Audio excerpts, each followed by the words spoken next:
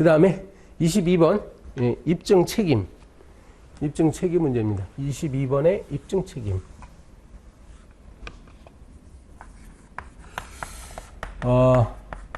입증이라는 건 뭐 증거를 든다 이거죠. 증거를 내세운다는 거야. 입증.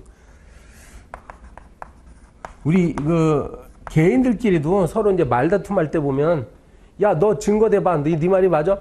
너 입증을 할 수 있어? 막 이렇게 얘기하는데 이제 재판에서는 굉장히 이게 중요하게 됩니다. 만약에 입증이 안 됐을 때는 누군가가 불리한 재판을 받을 가능성도 있겠습니다. 민사소송에서 원래 이제 입증 책임을 이제 민사소송에서부터 아주 정교하게 이론이 이미 만들어졌어요. 여러분, 채권자가 채무자를 상대로 민사소송을 제기할 때 돈을 빌려준 걸 주장하겠죠. 내가 옛날에 돈을 빌려줬습니다. 근데 이 사람이 안 갚네요. 그러면서 민사소송을 제기하잖아요. 돈을 빌려줬다는 사실. 여러분, 내가 질문해 볼까요?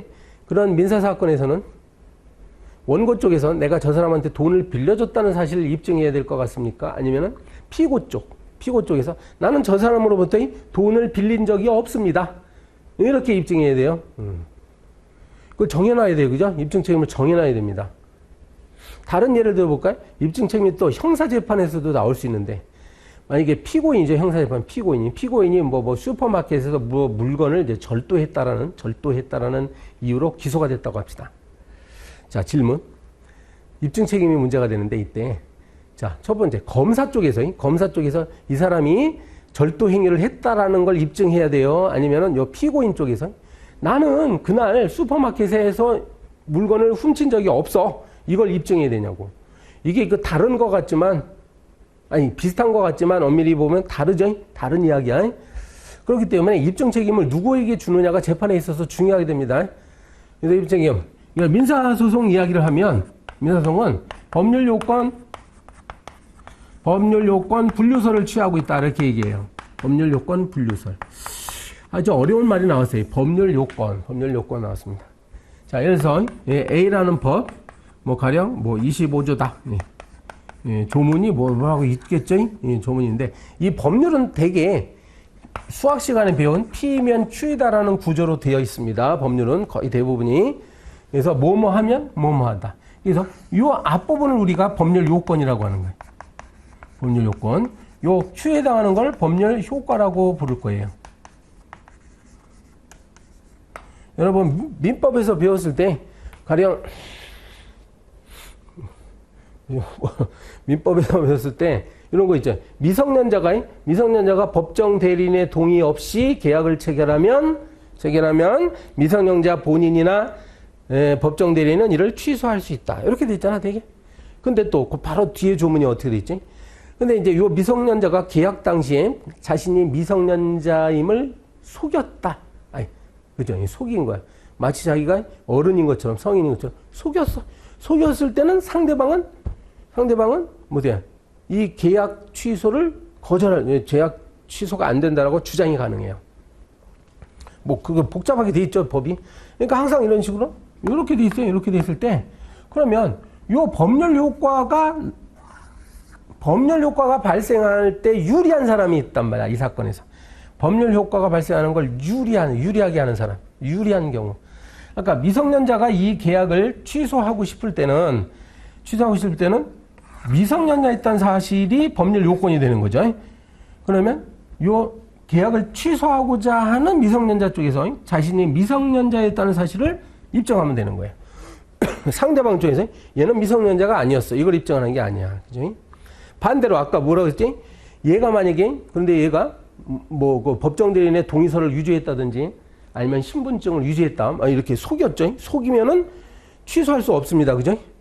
취소할 수 없을 때 유리해지는 사람이 있겠지. 그러니까 계약 상대방이 혹시 이 계약을 유지하고자 원한다면 그 사람 입장에서는 요 속임수가 있었다는 사실 있잖아요.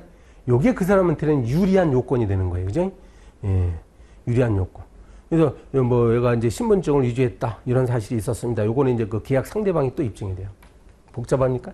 그래서 이 법률 요건 분류설은 이렇게 얘기해요. 각자 자기에게 유리한 요건 사실을 입증하도록 돼 있어요. 또 요건 사실은 단어가 또 나왔는데 요건 사실은요. 법률 요건을 이루는 개개의 사실 이렇게 말을 합니다.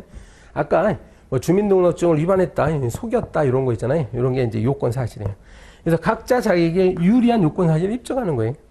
그래서 이제 사건마다 여기 어느 쪽에서 입증해야 되는 것이 달라지기 때문에 어때요? 이런 표현을 쓴 거죠. 법률 요건은 분류했다.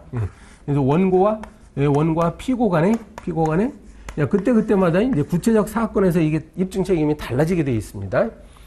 자, 유리한 요건 사실, 주요 사실이라고 돼. 주요 사실. 간접 사실이 아니라 주요 사실을 이제 입증해야 됩니다. 이게 그 민사소송법의 원리인데, 우리 과연 행정사건에서는, 행정소송에서도 이와 같은 입증 책임의 원리를 그대로 인정할 것이냐가 이제 논의가 있게 됩니다. 그래서 제가 학설 제목만 써놨죠, 여기다가. 제목만 써놨어요. 그러니까 이제 행정사건은 민사소송처럼 처리를 하면 안 된다는 견해가 한쪽에 있을 수가 있어요. 그죠? 왜냐면 민사소송은 이해 당사자 간에 그 이해를 조절하는 형식의, 조절하는 취지의 소송인데, 그 행정사건은 어떤 행정행위가 법률에 적합하게 했느냐라는 차원, 그리고 공익적 차원에서 진행되는 사건이므로 민사소송법상의 이러한 입증 책임의 원리를 그대로 적용할 수 없다는 견해가 한쪽에 있을 수 있겠죠. 그지? 그래서 이제 물론 통설과 판례는 야, 행정사건도 너무 복잡하게 생각 말고 민사소송법처럼 그냥 똑같이 처리하자. 법률 요건 분류설. 이게 판례와 통설입니다, 일단. 근데 이제 그 소수설이 만만치 않아요. 그래서 학설이 원고 책임설이 있고 피고 책임설이 있고 뭐 행정법 독자 분배설 뭐 이런 것들이 등장해요. 여러분 이제 이런 내용들 공부를 하는 거예요. 원고가 입증해야 된다. 이것도 때에 따라 달라지는 거 아니에요? 그래서 오늘은 여러분 법률 요건 분류설, 근데 이게 구체적인 사건에 따라 할 수밖에 없어요. 행정사건도.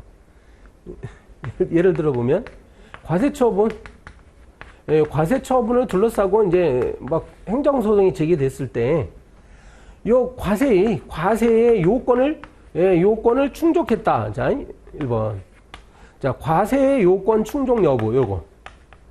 이건 누가 입증을 해야 될 것 같아요? 이 말은 뭐죠? 이 지금 세무서가 저 박희준이한테 뭐 세금을 부과했어요. 이번에 소득세 뭐 500만 원 부과했어요. 그러면 뭐 내가 소득이 있다는 사실이 바로 과세 요건입니다. 그죠? 내가 1년 동안 야, 소득세 500만 원 부과할 정도면 내가 돈을 꽤 많이 벌었어야 되네요. 그지?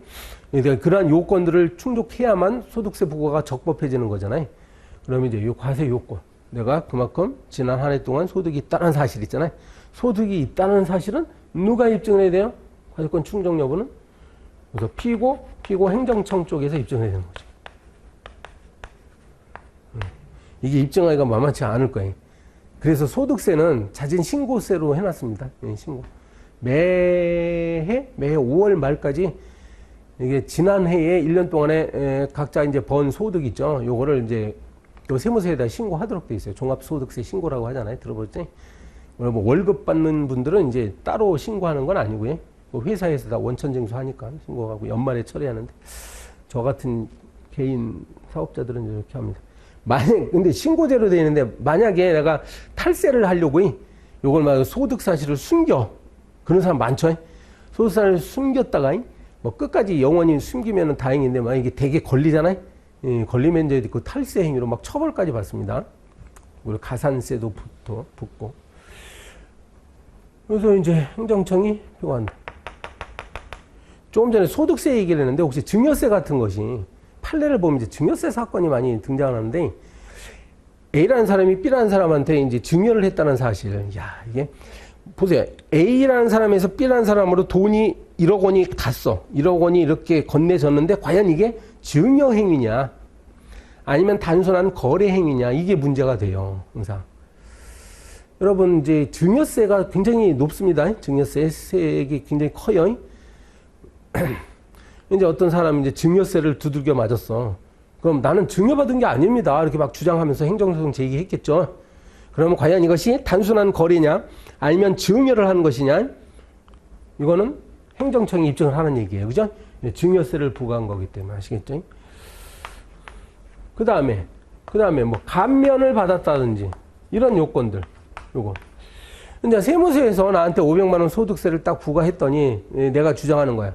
아니 나는 지금 소득 공제액이 이렇게 있다. 나는 공제받을 수 있는 사람이다. 그래서 소득세 500만 원 너무 많습니다. 이런 걸 이제 주장할 거란 말이죠.